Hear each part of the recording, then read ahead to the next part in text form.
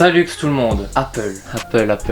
Je déteste Apple. Mais depuis quelque temps, je me suis rendu compte qu'Apple a peut-être pas tort de faire tout ce qu'ils font. Et en fait, je me demande même carrément s'ils ont pas raison. Et là où ça peut paraître bizarre que je n'aime pas Apple, c'est que la marque à la pomme est à contre-courant et centrée sur l'avenir et l'évolution. Vous avez pas l'impression qu'il y a un petit air de ressemblance avec un Google qui gueule sur internet? Car oui, Apple est un mouvement de société et pas un petit en plus. Entre produits de luxe pour certains, avenir technologique pour d'autres, une pseudo-secte pour quelques-uns. Aujourd'hui, nous allons parler de ce phénomène de société qu'est Apple.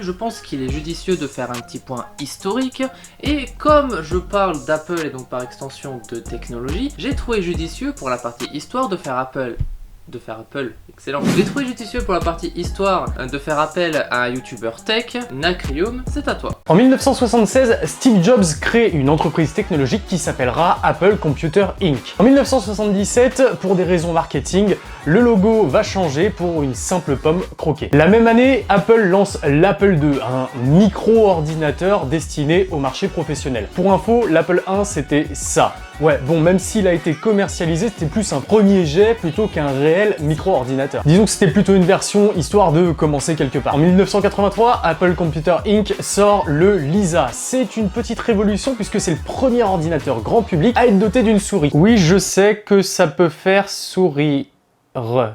Merci Lux pour la blague. Mais de rien.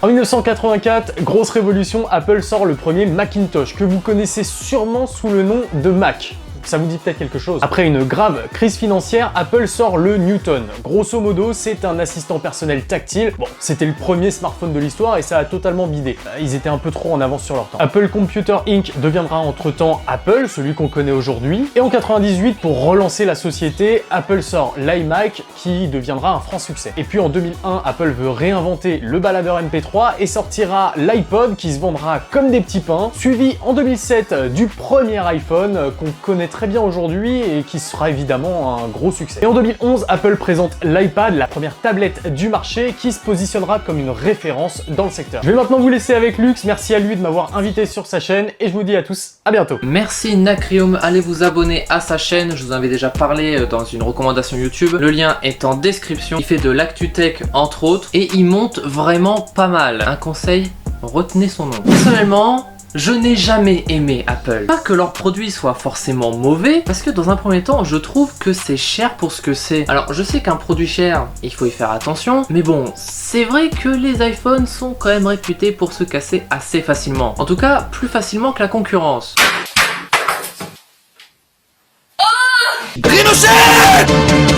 Du coup, la question est la suivante. Pourquoi c'est aussi cher? Et la réponse se divise en deux points. Premier point, le privilège d'avoir un produit qui diffère de la concurrence sous Android pour les téléphones ou sous Windows pour les ordinateurs. Et deuxième point, avoir le privilège d'être en possession d'un produit considéré comme luxueux. Si c'est cher, que c'est joli, que le produit est unique et à la pointe de la technologie, le produit peut donc être effectivement considéré comme un produit de luxe. Entre 2007 et 2010, je ne sais pas si vous vous souvenez, mais il y avait un concurrent au smartphone, les BlackBerry.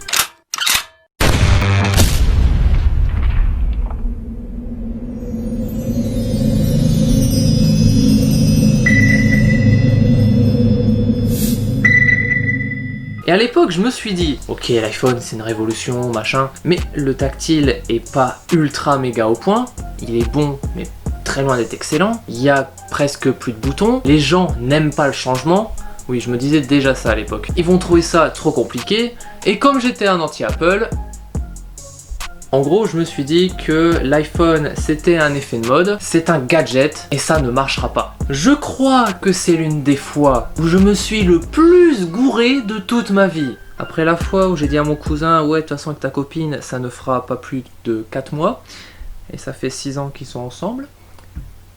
Les smartphones de Apple ont été un succès fulgurant, et alors que les BlackBerry perdirent la guerre, en 2009, Samsung arriva sur le marché des smartphones avec leur Galaxy, et la suite, vous la connaissez. Pourquoi, alors que Samsung est présent sur le marché des smartphones, ainsi que d'autres marques d'ailleurs depuis, Apple attire toujours autant de monde. Comment Apple fait-il pour continuer d'attirer autant de monde alors que leurs produits sont chers et que nous sommes dans un contexte économique merdique? Dans un premier temps, l'offre et la demande. En deuxième point, la société de consommation. Mais surtout, et c'est le troisième point que je vais vous citer, l'appartenance. Quand tu achètes Apple, un Mac, une tablette, un iPhone, tu entres dans le cercle Apple, dans l'écosystème Apple. Tu veux des écouteurs? Non!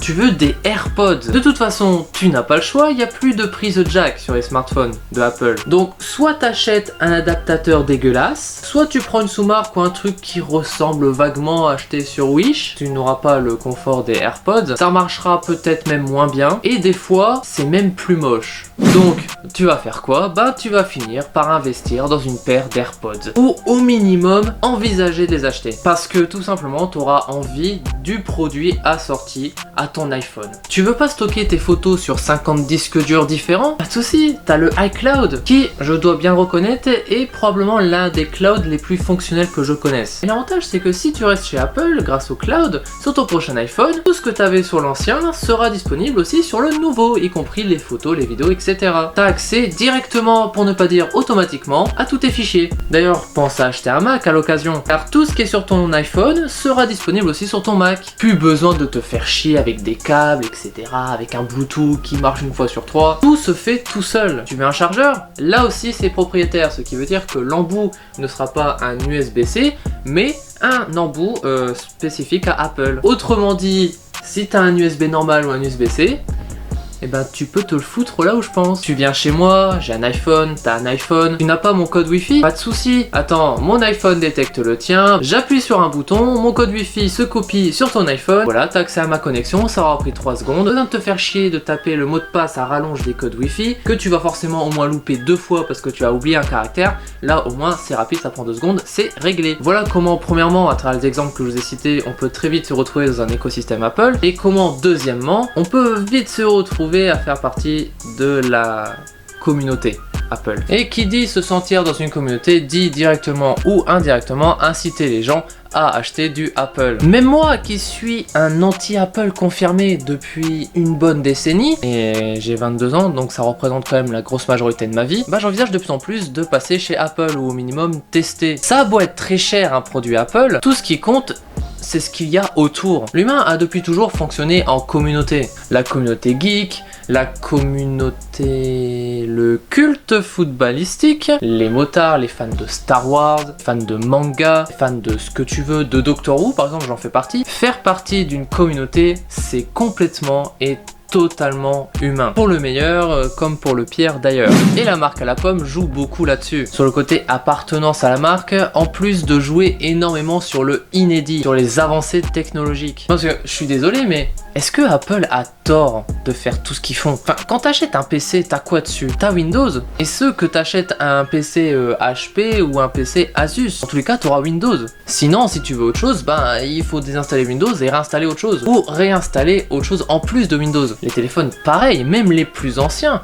C'était quoi le système qu'il y avait dessus? C'était système Android. Mais un Samsung Android et un PC Windows, ben c'est pas aussi compatible que deux produits Apple. Ensemble, ça fait deux produits séparés. Alors que comme je disais, un Mac et un iPhone, ben ils sont dans l'écosystème Apple. Alors ok, c'est deux produits qui sont séparés, hein. Un Mac et un iPhone, c'est pas la même chose non plus, mais ils sont connectés, ils sont reliés grâce à l'écosystème Apple. Ils se complètent l'un l'autre. Ok, les autres marques proposent des choses similaires, mais c'est loin d'être aussi automatique que chez Apple. Alors que Android est fondé quand même sur le noyau de Linux. Pourquoi Google ne vend pas plus Linux pour concurrencer Apple et Windows? Et donc créer un vrai écosystème Google Linux. Tu sais, pour faire un petit peu comme Apple, mais à la façon Google. Et offrir une véritable concurrence d'écosystème. Là, croyez-moi que si t'as Google qui commence à faire ça, en plus d'Apple, Windows, ils vont tirer la gueule. Hein. Parce que Apple, eux, ils sont pas emmerdés. Tout est sous le même système. Tu peux tout relier comme tu veux. Là où la concurrence principale à l'heure actuelle, c'est Android